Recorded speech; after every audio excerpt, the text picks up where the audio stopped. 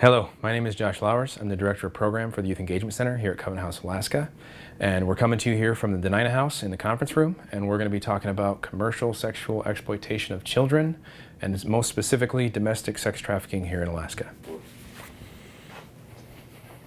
And so we got a topic that's really relevant to what we do here at Covenant House, Alaska, because we serve runaway and homeless youth, and so many of the young people that we serve are vulnerable to being trafficked. And so today we're gonna get a basic overview of what we do, a basic understanding of what sex trafficking is and how that fits into the broader scope of commercial sexual exploitation of children, and how we are going to work toward identifying our young people and helping them to leave that lifestyle. First, we have to have an understanding of what commercial sexual exploitation of children is, and this is a broader issue that sex trafficking fits into. So commercial sexual exploitation of a child is anything that involves a young person doing some sort of sex act, or it could be prostitution, it could be stripping, it could be gang or familial-based pimping, it could be phone sex. Any of those types of things fit into the broad sense of someone else is benefiting from a young person's sex act or something having to do with sex. That's the broad sense of that. And that in itself is a form of child abuse. And so we're working to kind of reframe our understanding of what trafficking is, so that we know and recognize it as a form of sex, or of sexual abuse, as a form of child abuse. And so that's the broad topic that we're talking about today. And within that, we're going to focus in and hone on sex trafficking. And sex trafficking, to be a definition, is anytime a third party benefits from a sex act. Now, sometimes folks, when they think about trafficking, they think about drug trafficking, they think about having to cross a border or something like that, and that's not necessarily the case. It can be the case where someone is trafficked across state lines, where they're taken against their will and they are forced to do something they don't want to do, but it's not always the case. But what is happening is that there is a person, and if they are 18 years or older, federally, if they're 18 years or older, then, and they've been taken, or they are having to perform a sex act, and a third party is benefiting, then our law enforcement would need to prove that there was force, fraud, or coercion happening with that person to be able to identify them as a sex trafficking victim. If they were a minor, so if they're 18 or under, they don't need to prove that stuff. If there's a third party benefiting from that, they are a trafficking victim. However, in the state of Alaska, we actually have a law that we like better because it goes up to 20. So we have, if a young person is under 20 years of age in the state of Alaska, and someone is benefiting from their sex act, the third party is receiving, doesn't have to just be money, it could be drugs, it could be something else. If someone is benefiting from that, then that person is considered a sex trafficking victim. And that's what we're here to learn more about today, and what we're going to work on a better understanding of how to identify these folks, how to serve them, and how to help them leave this lifestyle. So before we can really get an understanding of the issue, we have to understand the language and how we use it. As a culture, both I think around the world and here in the United States, we're just beginning to understand the issue of sex trafficking and being able to recognize and call it what it is. Prostitution has been an institution across our country, in our state, for a number of years. Even the first federal prosecution of a sex trafficking case was here in Alaska, no more than 10 years ago. And so what that tells me is that we, as a country, are just evolving to a place where we're understanding this as not a victimless crime. We're understanding that minors cannot consent to a sex act and then be profiting from that in some way, but that they're being forced, they're being manipulated, they're being coerced into doing these different things. Right here at the outset, we're going to do an exercise to help us better understand how language shapes how we respond to our young people. Here we go. Okay, to start, we're going to think about the word prostitute. We're going to think about stereotypes of prostitutes, things that come to people's mind. Some of those initial things are provocative clothing,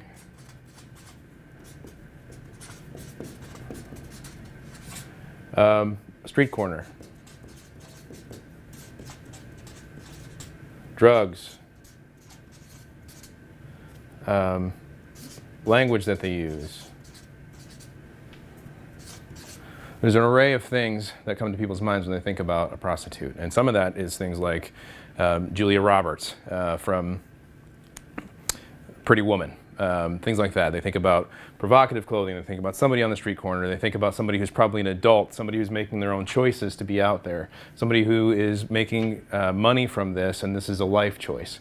That's what folks usually think about when they think about the word prostitute, and they think about stereotypes from those things. Sexually exploited child, however, folks think about the word victim, young, helpless, traumatized.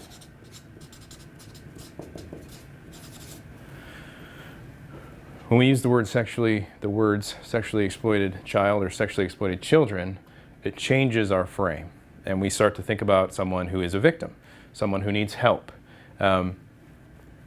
What we know is that most of the folks who people view as prostitutes or who would call a prostitute are actually now or were sexually exploited children. So why does it matter that we call them something different? Well, who responds to these folks? Which systems? Law enforcement. People view these folks as they're criminals, they're lawbreakers. And so if a prostitute gets picked up, they're breaking the law, they're going to jail, and they're going to go through the criminal justice system. A sexually exploited child, they get services, they get help, they get counseling, they get other things.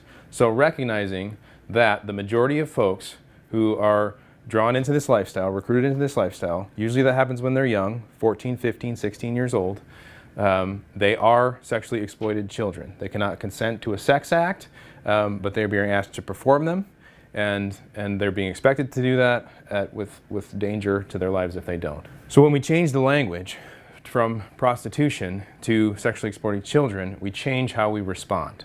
When we're thinking about folks as a prostitute, the systems that respond to them are law enforcement, criminal justice. They're going to jail. They're getting picked up on the street corners, and they're getting cuffs put on them. When we switch it and we think about sexually exploited children, then we're thinking about victims, right? And so we're thinking about how do we help them? What systems respond? Counseling services, OCS responds, other organizations who are trying to help young people. And so we're working then, this prompts us to build a different type of response, to be able to come together as service providers, as law enforcement, as other organizations, to be able to create a whole system for how, when we identify these young folks, that we're able to treat them as victims and not as perpetrators. So let's talk about how this happens. There are a number of different pathways to entry for young people. Sometimes they're seduced through a boyfriend-girlfriend relationship. Sometimes they're recruited at a place where they might hang out. Sometimes there's a kidnapping that happens. There's lying, there's deceit, there's coercion. There's a bunch of different ways that folks draw people into this lifestyle. But what we know is that in our city, we have folks who go around to places where at-risk youth gather. We're folks who have experienced trauma. We're folks who likely are experiencing homelessness or some sort of difficult thing. We know that specifically at Covenant House, when young people hit the street, they've likely fallen out of a system somewhere. So whether that was a family system that couldn't hold them or couldn't maintain them, couldn't support them, or one that they were fleeing from, whether that was a mental health system, a substance use system, some sort of gap in services allows this young person to not be served the way that they need to be, and they hit the street. So that means they're vulnerable. That means they don't know where they're going to sleep, they don't know where they're going to eat, they don't know what they have, if they're going to be safe. And so they're out there on the street, and somebody approaches them and says, "Hi, my name is whatever it is," and they invite them to get into their car, and they say, "Or are you hungry? Or do you need something? You look very beautiful. I could be your boyfriend. I could be your girlfriend. I could be in your life. I can help support you. It looks like you don't have anybody else. Let me be somebody to you." And so our young folks who are out there and who don't have very many people in their life and who don't have very many folks coming to offer things to them believe it and are invited into it. And so places in our city where this happens is the transit center, is gas stations, is malls, is, I had a peer outreach worker who was at the Carhartt store buying Carhartts, and a guy approached her and said, "Man, you look like you would be a great masseuse, a great massage artist. I have this school. Here's my card, take it, give me a call." Well, we have a good relationship, a good working relationship with the law enforcement, with the FBI, and so because my peer outreacher was trained and understood the dynamics of trafficking, she gave me the card. We were able to talk to law enforcement. It turned out that this was in fact a recruitment tool, and there's a bunch of ways that these folks do that, and it can be like they might offer. We had a young person who had a beautiful singing voice, and she was on the street corner singing a song, and a guy approached her and said, "You know what? I can make you a star. We got a gig in Seward tonight. Come on down with us, and we'll get you up there. You can start singing, and I'll be able to make you a star." And so she got in that vehicle, and they went to Seward. And when they got there, she ended up in a situation that was not about singing, and he was expecting sex acts from her, and for her to perform sex acts for other people to pay for it. And in this case, there was a hotel attendant who knew a little bit about sex trafficking as well, who identified that, who connected with that young person, and helped get her back to Anchorage. So there's an array of ways that folks start, and they usually do it by just a friendly face, and they're trying to meet basic needs. Which their tactics are not all that different than what we do on street outreach. So we're out there, we're trying to be somebody that they can lean on, we're trying to help meet basic needs, and we are trying to get them connected to people that will help them. What these folks are doing is they're trying to meet those basic needs, they're trying to build a relationship so that they can ultimately move on to exploitation and build and grow what's called trauma bonding and things like that, which we'll talk about in a little bit. But so all over our city, in all kinds of a number of different neighborhoods, we have young people who are vulnerable, who are picked up by these traffickers, and relationships begin. So, because we have a bunch of different types of traffickers who do things differently, some of those there's a long period, a kind of grooming period, where they're building a relationship, they're getting to know them, they're taking them out to eat, they're doing an array of things to build trust, and while they're doing that, they're also working to isolate these young folks from other parts of their community. They're trying to become the one person they can rely on, and it's this process. And once they get that rolling, then it turns into this breaking in type of thing. And this is where this process can be violent. It can be kind of like a domestic violence cycle, where they hurt them and then they care for them, and then they hurt them and they care for them, or they manipulate them, or they make them feel like they owe them something, and they're just building this web around these young folks that will draw them back. And it can also be other things like substance. We know a number of young people who were not addicted to substances, but as they were being recruited, either they were offered meth, heroin, or something else that drew them in, and then that person became their dealer, or they were forced. We know young folks who have been tied down and shot full of drugs, and now they're meth addicts, and they weren't before, but now they need it, and they have a very hard time coming off it, and so that they're trying to build these bridges so that when a young person needs something, they will come back to them, and they've done that by creating this positive relationship at first, and then over time, drawing them deeper and deeper, and they're creating what is called a trauma bond, and it's formed by having a situation where there's a perceived kindness, and so someone is offering a kindness, so whether that's something to eat or a place to stay or something like that, then comes a perceived real threat behind it, and that's the breaking in part, where they think they've been in this kind relationship, and then there's this kind of real threat that's happening, and then the kindness and the threat continue to go back and forth, and they begin to isolate them, and these bonds occur, and where very much like in a domestic violence relationship, where someone believes that they love the person, but they hurt them, but they love them, and they try to leave, but they can't leave, and they don't want to leave, and they're very conflicted on the inside. And that's where a number of the young people who we know who are being trafficked don't recognize that they're being trafficked. They believe they're in a relationship with somebody who might be asking them to do some things that they don't want to do. However, for many of our young people, unfortunately, there's been a lot of people in their lives who have asked them to do things they don't want to do, or who have done things to them that they don't want to have happen to them. So they're not necessarily surprised by another person asking them to do this. They just don't know that this other person is benefiting from that. And so it makes it very difficult for them to leave. And this whole process from start to finish of recruiting and grooming and breaking in makes it very difficult for our young people to leave the lifestyle. And I think about it very similar to when we have young people who are trying to leave the street. What we're asking them is to reimagine their life in a completely different way. It's almost like an alcoholic. So you have an alcoholic who's addicted to a substance, and they use that substance to get through their life, and they can't imagine their world without that substance. And for them to be free of that, they have to practice, they have to try to put it down, they have to actually put it down, and then they have to be able to reimagine their life without the substance. And then they try it and they start going, and hopefully they're able to give it up with support and other things. Our young people are the same. They know the street, and they don't know their life without it. They know abuse, they know trauma, they know these things, and they don't know how to live without that. And so when they are beginning to leave the street lifestyle, or when they're trying to leave a trafficking situation, they have to practice.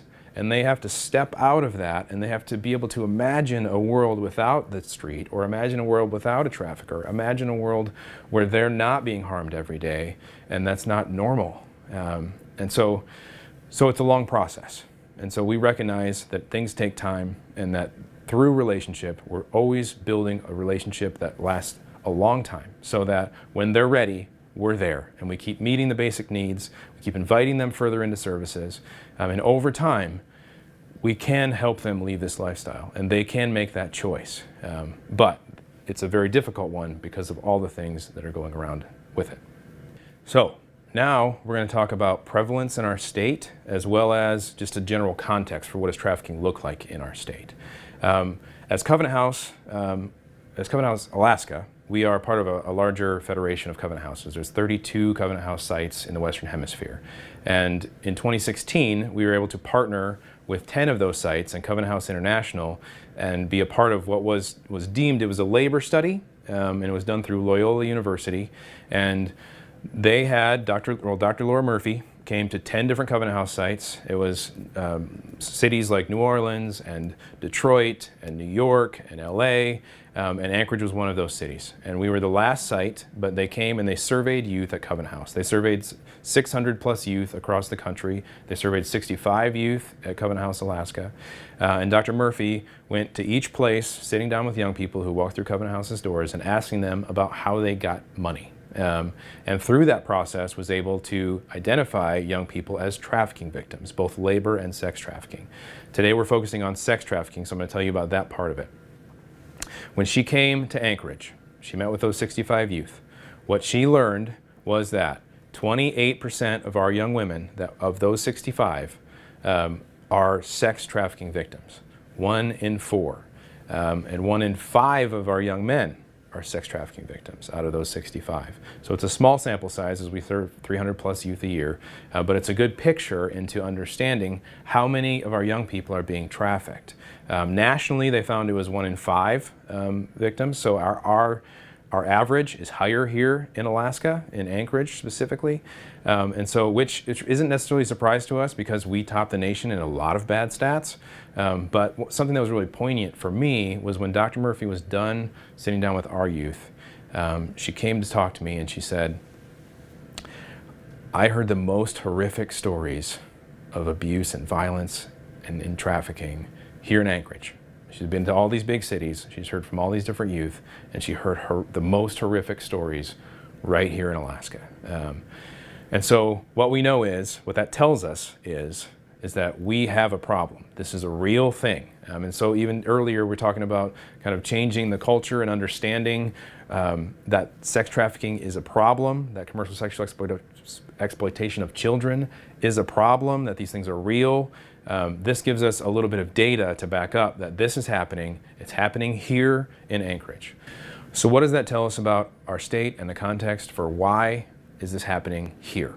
So a national expert named Victoria Sweet came up a few years ago. She's based out of Minnesota, and she was talking about what things do we need to have an environment where trafficking can happen. And as she's worked and as she's studied, some of the key indicators that she found are having populations of folks who have experienced high amounts of historical trauma.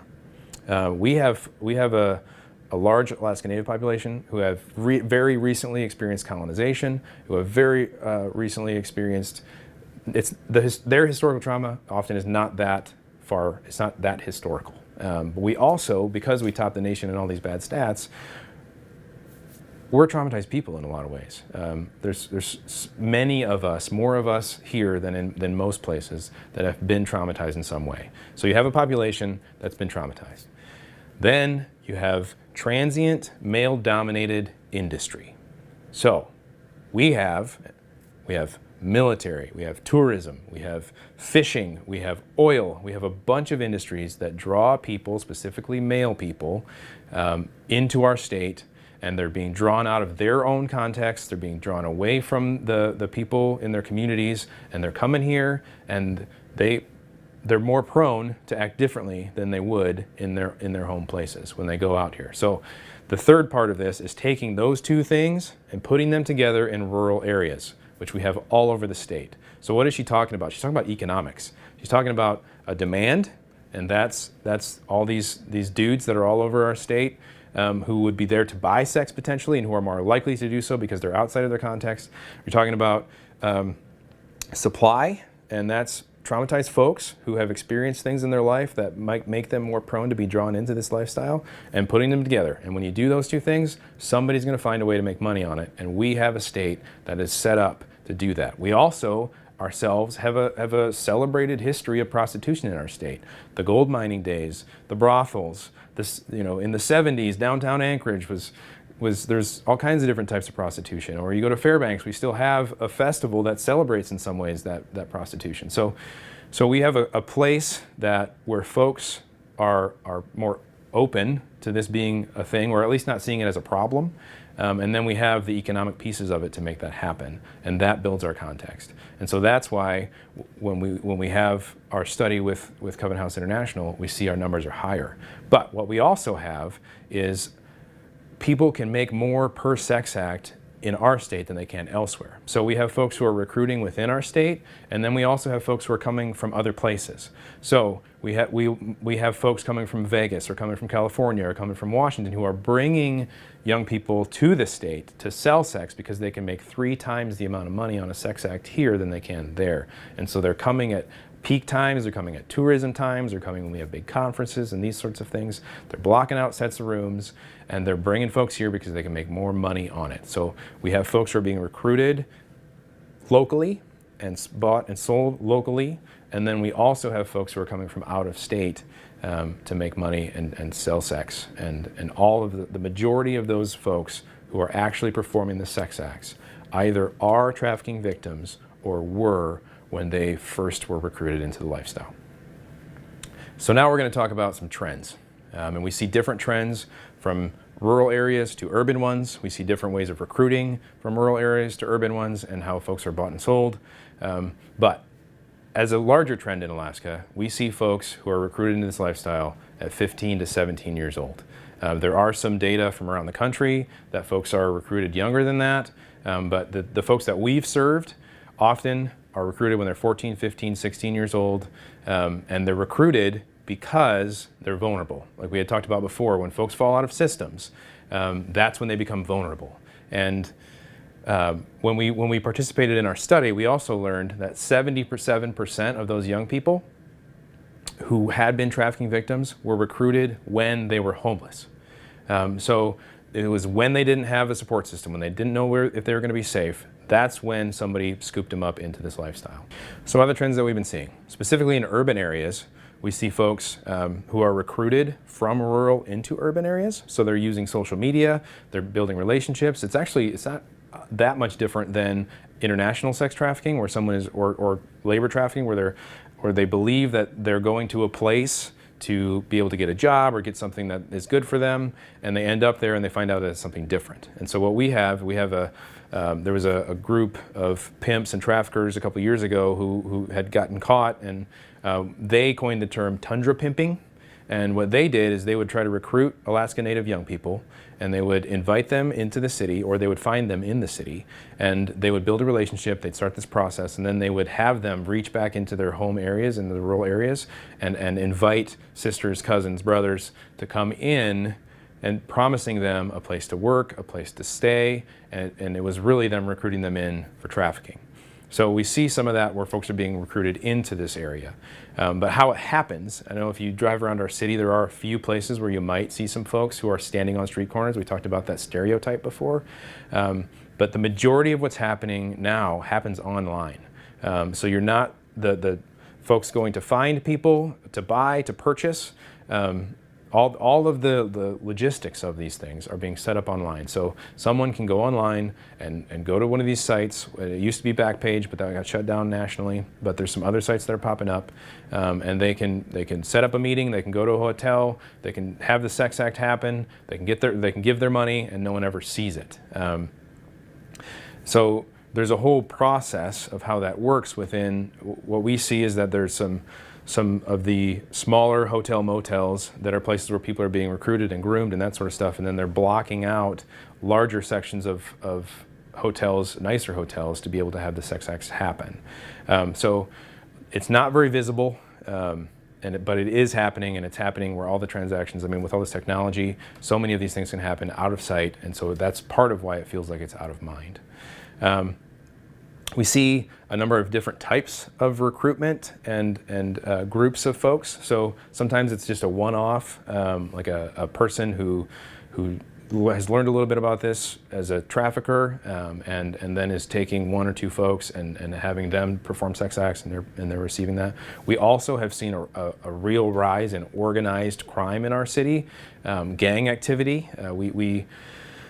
We used to send a lot of our prisoners out of state, and I mean, we've always had some, or always, for a number of years, we've had gang activity in Alaska. But a number of years ago, we were sending a lot of our prisoners out of state, and while they were in Arizona and Utah and other places, they were indoctrinated into real prison gangs.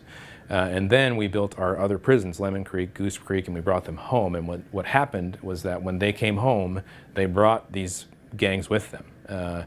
And so we are seeing more organized crime. We're seeing there's trap houses around our city. That's what they call them. They're set up. Some of them are highly armed. Some of them are like surveillance. So there's really sophisticated trafficking that's happening. And then there's also this kind of one-off type stuff. But that's really... that's what it looks like here in the city. In rural areas, like we talked about at the beginning, when someone benefits from that sex act, it doesn't have to be money. It could be something else. It could be drugs. It could be a place to stay for that third party or something like that. And so in rural areas, trafficking looks more like that. It looks like a house where somebody knows that if they come and they bring drugs or they bring alcohol, they can have sex with somebody else, and they give that to the other person. So in that sense, it's much more, I mean, the communities are smaller, people know each other, and so they might not even think what they're doing sometimes is trafficking because they don't know the definitions. But when that third party person is benefiting from the other person's sex act, that's exactly what's happening. So we see it in urban areas, we see it in rural ones, and it looks different, but it is ultimately the same thing. All right, so now we're going to shift gears a little bit into victim identification and engagement. When we begin to think about how do we identify and engage folks, we first need to understand what folks need when they're coming out of this lifestyle. So first we think about what needs are being met, and we can put met in air quotes. What needs are being met by this young person being in this lifestyle? So they have some sort of community, they have someone around them. It might not be healthy community, but they have it. They have some sort of purpose. It might not be a good one, but they have it. They're getting food, they're getting water, they're maybe getting some nice things occasionally, but there are some needs that are being met when they're with a trafficker, and if they don't have a better option, then they'll continue in that way. Needs that are not being met, which is a big list of them, include things like self-actualization, being able to go and get more education, or being in a healthy relationship, or getting more schooling or training, or housing, getting a job, moving, all the array of things that we all want for ourselves and for our children and for others. So many of those needs are going unmet when they're in this lifestyle. So when we're thinking about engaging a young person who is coming out of this lifestyle, we have to think about what do they need, because every time that we are not able to provide a need, that is an opportunity for that young person to go back to the trafficker. Now, none of us are ever going to be able to provide all the needs for this young people. And that's why we need to think about systems of service where we're collaborating with partners and law enforcement and other folks, because we're not going to be able to provide for all their needs. Each of us as a service provider, each of us as a person can only offer so many things, but together we can offer more things that give more and more opportunity for young people to leave the lifestyle. So when we're thinking about when a person comes out, are they going to be able to eat? Are they going to be able to have a place to sleep? Are they going to be able to have people around them, a community to support them? And those are things that we work toward, and those are some of the things that we can provide at Covenant House, is that we are able to meet some of those basic needs, and we are able to get folks connected to more services, and we are able to offer relationship. But we can't meet all those needs, so we're continually engaging partners and continually inviting other folks to come in to help meet those needs. First, let's remember, we can't meet all of these young people's needs, so we need to think about what needs can we meet as we begin this process. Second, we need to remember that anybody that's under 18 years of age is a trafficking victim. And in Alaska, anybody who is, if there's someone benefiting from a third-party sex act, they are a trafficking victim if they're under 20 years of age. So we need to remember that as we get started. Then, as I start to think about how we identify young people, the first thing that I think about is adding sex trafficking to the possibility of things that could be happening. So often, folks see things that could be red flags for someone being a trafficking victim, but because they don't know that they're red flags, they don't think that trafficking could be something that is happening, they miss them.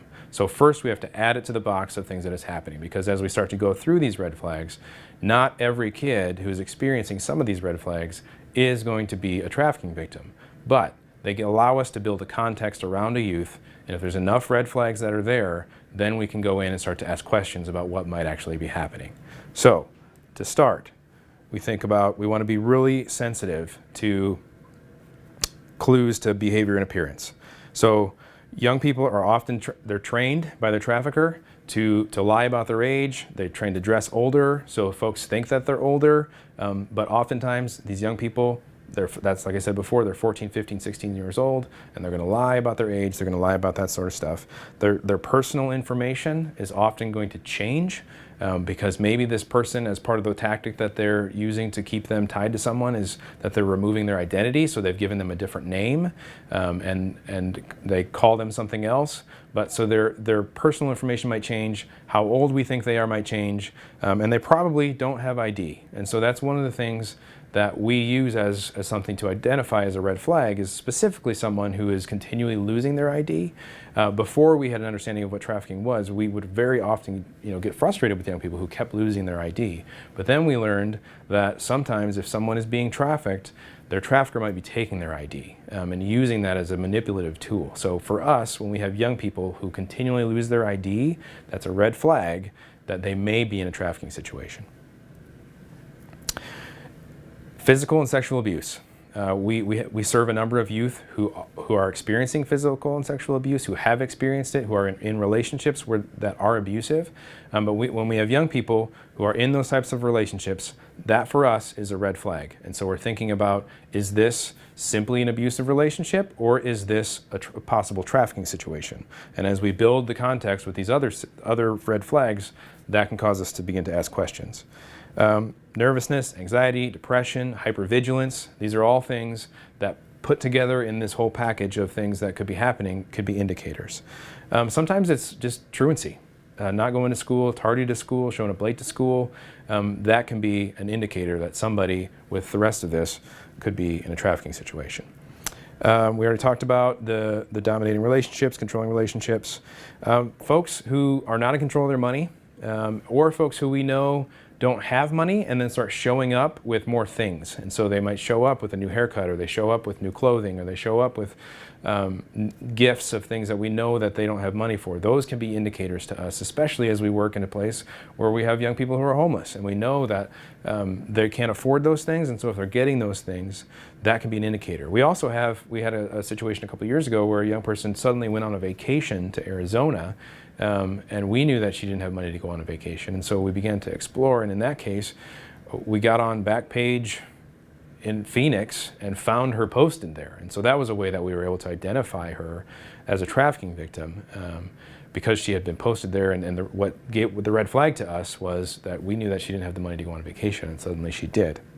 There are some forms of slang and lingo and that sort of stuff. Like we talked about the trap house. If we hear folks talking about trap houses, or sometimes in this language, folks are talking about daddies, or they don't often use the word pimp, but when we hear any of that type of language, that can be an indicator for us. The sexually provocative clothing is a legitimate thing that can be a red flag for us. We know that a number of our young people dress provocatively anyway, but if we have a young person who is having some of these other red flags and they're dressing provocatively, that can be a sign for us. Also, inability to make eye contact. This is kind of a tricky one for us because we live in a place where we have a large Alaska Native population, and in different cultures, there's different ideas of what respect are. So some of our young people won't look you in the eye, and that's because they're showing you a sign of respect, and that's part of their culture. But we do know additionally that young people who are being trafficked and who might be in really hard situations might not look you in the eye also. So that's can be a red flag for us. We also see branding and other things. Sometimes pimps will put on a mark, a tattoo, something on the person that they're in charge of.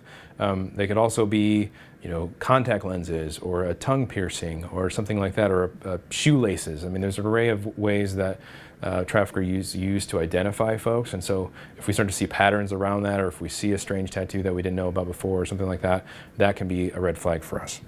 Then we have the sexually explicit profile. So social media is a place where people are recruited. It's a place where transactions can happen, but it's also a place where we can identify young people who are being trafficked. A few years ago, we had a young person who had posted on her social media site on Facebook. This was actually the night of one of our vigils. She had a picture of her in a hotel room with an older man as her banner, and she was talking about what a bad birthday she had just had. And so as outreach, we were able to, through our street outreach page, just send a little note, hey, bummed that you had a rough birthday. And through that conversation, we learned that she had recently been, it was more of a kidnapping type situation, where she had been in a scenario where she thought she was safe. She had been working in one of these little hotel motels, and then was taken from there and was tied down and shot full of meth, and had been in this. It was a really difficult situation, but she was able to escape it and get out of that. And in that moment, we were able to partner with our law enforcement and come together, and we were able to get her into a safe space. But that we were able to identify because of what was happening on social media. Sometimes nurses and doctors, what ways that folks can identify people is continually getting STIs. One of the cases that happened in Homer was there was a nurse who was having she had 3 or 4 young girls who came in with the same STI and were all talking about their boyfriend Scott. And that was a red flag for her, and she was able to call law enforcement and get them in, and they were able to bust this guy. And he was a boat captain, and he was using these young girls and drugs. They were going out on the boat, and they were doing sex acts, and they were trading for drugs and all that sort of stuff. And they were able to bust him because this nurse knew what she was looking for and was able to call law enforcement based on this pattern. What we see more at Covenant House is young people who are getting the same STI over and over again, and so that can be a red flag for us. And just homelessness in general is a big waving red flag. As I said before, 77% of the young people who were recruited into this lifestyle through what we learned through our study was that they were homeless at the time. So that in itself is a red flag, and so that's why we're learning how to do this, because our young folks need support. Sometimes as we're going through those red flags, people start to think about stories. They think about young people that they've met before. They think about folks that they've worked with, and they start to have things going off in their mind, and they're like, oh, I've seen this before. I've worked with this young people. And if that's you, if you have that, I'm not glad that happened, but I am glad that you now have the tools to be able to identify this going forward. And now we're going to shift from being able to identify to some do's and don'ts of things that we do when we actually identify a young person. Don't expect a young person to recognize that they're in an exploitive situation. As we talked about before, most of these young people don't know that they're being trafficked, or they don't believe even their situation to be exploitive because they likely have been exploited in this way before. They just think they're in a relationship where somebody's asking them to do something they don't want to do, but they're going to do it anyway because that's what is expected of them. So don't expect them to know what's going on. But do try to meet their needs as they present them. And I think this is, as we work toward building relationship and as we work toward better understanding what our youth need to lead the lifestyle, the thing that we can always do is meet those basic needs. We can continue to offer that bowl of soup. We can continue to invite them further into services. We can continue to help them have those needs met, because as we do that, we're building trust and we're working towards a relationship. Don't use strategies that switch intermittently. So we don't want a young person to beginning to build trust with you and then have you kind of go on the offensive. So, as we talked about before, people's stories will change. We really earn the truth by doing well with a lie. So a young person who lies to us is actually very often trying to see what we'll do with that lie, to see how we can build trust, to see if we're trustworthy, and if we are, then we can get the truth. So we can't go from being someone who is a listener and a helper to then being, in a more kind of police-like state where we're asking hard questions and we really want to just further relationship and build trust. So we can't be switching back and forth. And that means that we, as best as possible, that we come in a way that is listening, that is helping, that is hearing, and that is meeting those basic needs. We do need to recognize, as we do with all of our young people, that what is the behaviors that are coming out of our young people, these are coping mechanisms, and these are because they've experienced high amounts of trauma. So what we know is our youth who are or have been trafficked often experience or bring into our space really difficult behaviors. They're the ones that are hard to talk to. They're the ones that are yelling and cussing. They're the ones that might be throwing stuff. They might be experiencing mental health issues or behavioral health issues and really struggling with that. Or they might be heavily addicted to a substance. And so those are folks that we know can be challenging to serve because of all the things that are coming out of them when it comes to behaviors. And so it's so important for us to remember that these folks are being traumatized daily. And so we need to meet them where they are in that space, continue to meet basic needs, invite them further in with the possibility for them to be able to lead the lifestyle. Don't react with disgust or disdain. Some of the most horrific stories I've ever heard have come from young people who have been trafficked. Some of the hardest things that people have had to do, some of the just really intense situations. And so we need to practice our poker face. We need to be able to receive the information, because if we can't handle the story of a young person, then we can't handle the truth. We can't handle them. We can't handle their life. We need to be able to be present, to be non-judgmental, and to be able to listen and hear and be able to kind of take that on. Now, that doesn't mean we need to be a robot. That doesn't mean that we don't need to feel anything, but it means that we need to be able to stay present and we need to be able to be focused on this young person. And that might mean that we need to tap out at some point, because sometimes when you hear things and you're triggered by them, sometimes you need to tap out and go in the other room and yell or cry or whatever it is that you need to do. But when we're with that young person, we need to be able to be present, and we need to be able to handle what they're saying to us. We talked about this a little bit already, but don't dispute facts. The facts in this moment are not what's important. What's important is that you're with that young person, that you're present, that you're helping to meet those basic needs, and that you're furthering relationship. Don't assume you can meet all the needs. We said this before, but it's so important. We cannot meet all of these young people's needs. So we can give them what we can offer. We do not want to make promises we can't keep, because that's an opportunity to lose relationship and to lose trust. So we meet the needs that we can meet, and we do our best to refer these young people to other folks that can also meet those needs, and to build a service array of partners and other folks around them so that they have a community of people that can help them move forward. So when they hit bumps in the road, they don't go back to this trafficker, but they stay with us and they continue to go forward. So we can't meet all the needs, but we can continue to work to better our systems. We can work to better understand the issue, and we can work to build better partnerships so that we can meet more of these needs through all of us. Some key points. Beware of your actions. Beware of yourself. And this is why we spend so much time thinking about and emphasizing our own self-care, is because we need to be able to come into hard places. We need to recognize that we're going to be triggered in these things, and that if we're able to take care of ourselves outside of this place, we can come in and be aware of ourselves and be able to be present for our young people. So beware of our actions. Be non-judgmental and be as empathetic as possible. When we come in, and if we think we know something that we don't, or if we come in with a sarcastic attitude or something like that, those are all opportunities to break trust, to break relationship. So the more that we can be empathetic and be aware of how we're engaging with this young person, even if it's been months and months and months, and even if they've gone back to the drugs and then they went back to the trafficker, 50 times.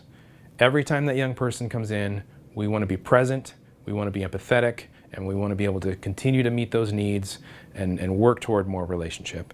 And then finally, as we talked about at the beginning, these young people are victims. They are experiencing difficult things. They have within them the ability to change their situation. They have resiliency beyond our ability to comprehend. They can do this, but they've experienced trauma, they've experienced hard things, and they need our support to work toward and to even get to a place where they're going to be able to work toward leaving this lifestyle and working towards something that's better. So when we get to this point in the presentation, I very often have folks ask, so what happens if I identify somebody? What do I do? How do I see these red flags? How do I even go about it? And it really just comes down to asking some questions. It's questions about, it could be questions about the relationship. Maybe I see you're in a relationship and it seems like your boyfriend, that you might be a little scared of your boyfriend. Can you tell me about that? Or it might be, wow, you've been living on the streets and how are you surviving out there? That might get to a way that somebody else might be supporting them or keeping them engaged. This is the one I think works the best, or in my experience I've gotten folks to begin to think about it is there someone in your life who's asking you to do something that you don't want to do, that you don't like to do? Is your boyfriend asking you or girlfriend asking you to do something that you don't want to do or don't like to do? Are they having you trade sex for money or for drugs or for something else? Is your significant other asking you to sleep with other people? All of these types of questions, though can be hard and need to be asked I think in the context of good relationship, they're ones that get to the heart of the issue by kind of coming around it. And so if someone is asking you to do something you don't want to do or to have sex with another person, how does that make you feel? And those types of questions in the context of good relationship bring us to a place where young people start to talk about what they're experiencing, which then fills in the rest of the story, and we have opportunity to say, this is not something that's normal, this is not something that, someone is being exploitive to you, or somebody's hurting you, and do you want to be able to leave this? Do you want to do something different? And that's where our motivational interviewing training comes in, and all those sorts of things, to be able to allow someone where we're not making judgment, but we're allowing them to speak about what they're experiencing and then to navigate how they feel about it, and the good things, the things that they view as good things and the things that they view as bad things, and then to begin to make their own choices to begin to leave the lifestyle. We've talked about a lot in a short period of time. This is a big issue. There's a lot to learn, and this is just an introductory session into this, but I encourage you, read the books, watch the films, get online and learn more about this issue, or talk to us. We have a lot of knowledge, we have experienced a lot with our young people, and so we have a lot to offer in that way. But I'm excited that you have the basic knowledge, and I'm excited for you to continue to learn.